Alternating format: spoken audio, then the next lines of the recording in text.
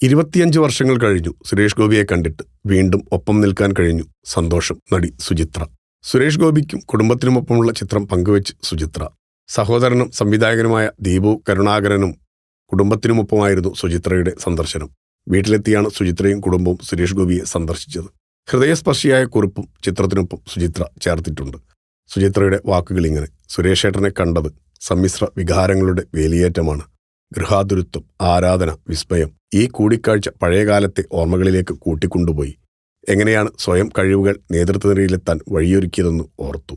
വീണ്ടും ഒത്തുചേരുന്ന നിമിഷം മാത്രമായിരുന്നില്ല ഇത്, മറിച്ച് പ്രധാനപ്പെട്ട സ്ഥാനത്തേക്ക് അവരെത്തിപ്പെട്ടതിന് വഴിയൊരുക്കിയ അവരുടെ തിരഞ്ഞെടുപ്പുകളിൽ നിന്ന്, പരിണാമത്തിൽ നിന്ന് പഠിക്കാനുള്ള അവസരം കൂടിയായിരുന്നു.